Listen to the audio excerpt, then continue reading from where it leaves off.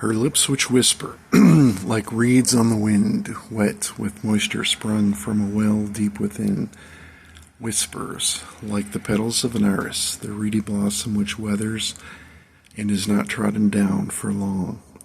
Fell Burgundy Iris or Moses Cleveland's Canterbury Tales, Book 4, line 989. Moon's hiding behind clouds tonight. It's there, just can't see it. Vicinity of flaunt and effluent jaunt, atop opposite face she then scrambled. In crumbling stone that 3 spikes alone would secure the rope, thus she had gambled. Hand over hand they traversed the span, one by one, foot over foot. But could the rope take Armando's great weight, armor and shield of plate to boot? Barely it held, no fall to befell, the paladin, ere short on luck.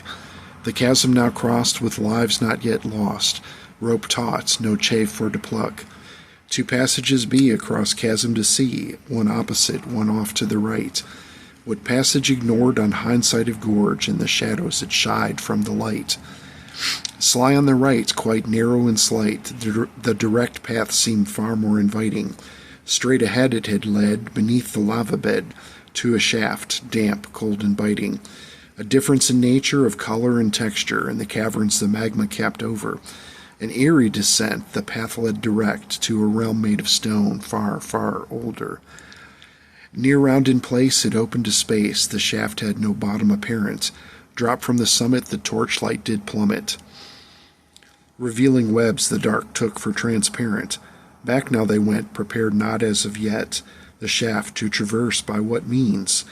Back up to the chasm in wayward phantasm, across the rope, that which spanned depthless seam. South passage they took, led into a nook, strewn before them be great rubble debris.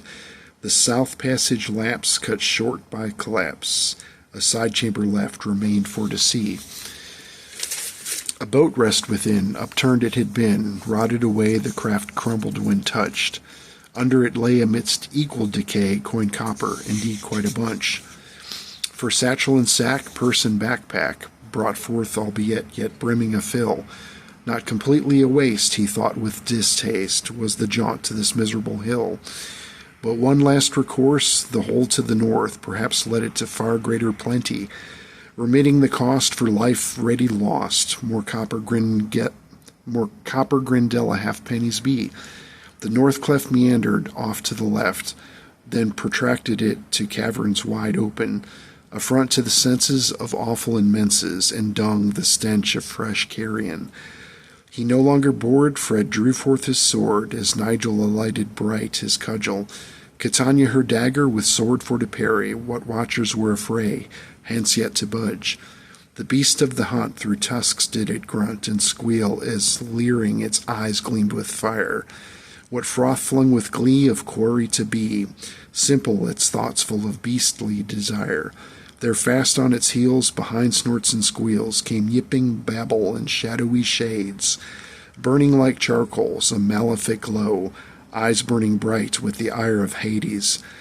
With club and with spear and curses endeared, to bludgeon and bash, to batter and best, to put to the test and slaughter the rest, all who for which had invaded the nest.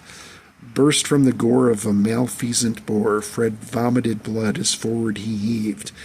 Innards before him, the beast ignored him, his entrails a splay, a fond florid feast.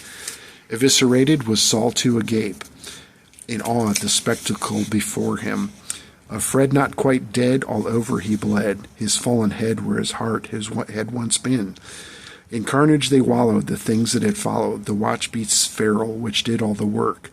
They yipped and they cheered and chipperly jeered, the dogmen defenders from duty did shirk. What tidings to bide did evil arise, enshrouded as yet by fell minions' horde? What with hooved ones detoothed and detusked, they were moved to disbelief because duty implored. A change in their manner with bore all but splattered, they rallied with resolve relegated. With watch beasts negated, their egos deflated, their recreant manner reinstated.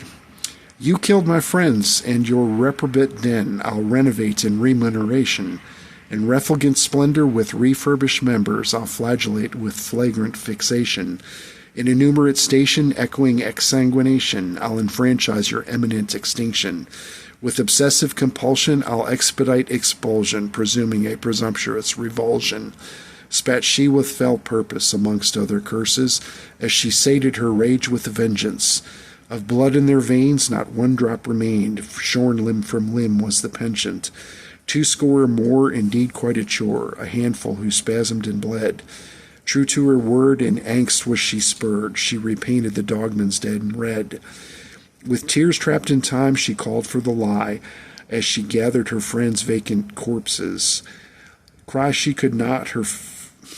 not she could, her face felt like wood. Ever after they deemed her remorseless. Her party now sundered for what worthless plunder, trivial bling to be sure.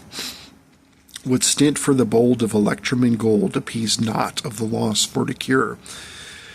For lacking in Lyle accustomed denial, she called for the wyvern hide tent, with floss and with lie and tears trapped in time. There into the tent was where the dead went. Bound such with curses, the dead left their purses behind, thus for them to carry the way. With lie and with floss and deeply felt loss, to wind and to bind, for such was the way. From Spider Cave then, where Claudia had been, forlorn had wandered she for to mourn. From where she returned her anger to burn, acquitted was she of grief with locks shorn. An ear caught my eye, its source I did try to determine in the depthless spider cave. No torch there had I, but a ledge I did spy, from fire not my vision to save. No ledges to grope, and we've not enough rope. On descent I'd decline at this time. A truth I would greet, we've but wet our feet. Yonder still there be treasure yet to find. What ludicrous theory, thought Catania now weary, the press of the moment now behind her. Fred, though she knew, was Claudia's friend too. With restraint she resolved to be kinder. Not to repent, but what lives have we spent, and our purses still we have yet to fill. With blood as was let, what price awaits yet, for what treasure there be yonder yet still. A maiden of some means was Amber, it would seem, for query's ample pause she'd not ignore. Of matters to tend, he was her cousin, not friend, of business want, and soon for to abhor. A funeral awaits, thus we obeyed, however late for to rest in a state. Should we vacate or tempt further fate, haps a debate left best for some later date. The deciding factor, expeditious detractor, found weary did she in argument stale. Had fate changed its hue or luck grown untrue, for Esmeralda sought but for to bail. What bore which did rend to pieces our friends, in coin this loss does not equivocate. What relics to reap, but ours now to reap, to keep. To remember by, let's go now, it's late. Exhausted and damp, they made for the camp, where festooned they the dead to the donkeys. Let's leave these hill now, she said with a scowl. Tonight, all night, we will walk, if you please. Sullen in silence, lacrimal twilight, they marched somber past the phantasmal wood, marching a morose Aphelian course, round a wood where but emptiness stood. For light could collapse, she wanted to pass the place where the fellworm had beset them. Again it grew dark, that place in her heart, dark where lodged once the love of her lost friend. The stars in the sky, Sod's moon for to pry, perhaps suggested that midnight drew near. A halt for fatigue, lest feet start to bleed. Weary they paused in the wilderland drear.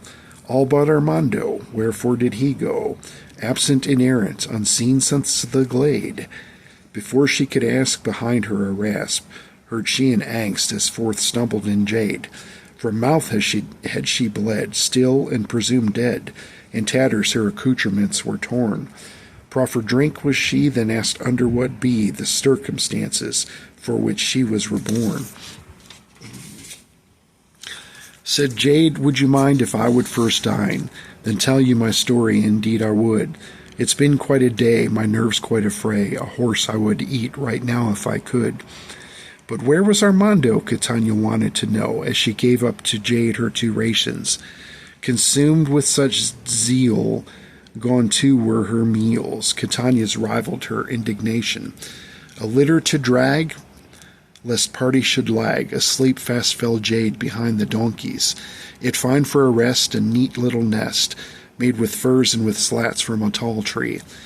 Sun yet to broach, the paladin approached. Absent was he all night, it was to seem. Regardless of ire, she was just too tired to inquire if he or for to demean.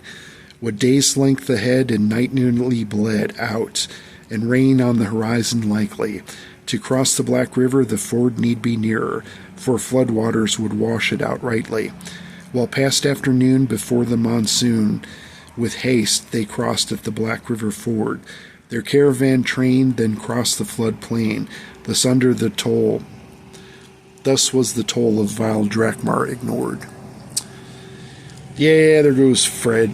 That's the satire proxy of Robert Hansen. Boy, does everybody miss that guy. I'll pick it up later, line 1079. Thank you for listening if you are, and hope everybody has a good night.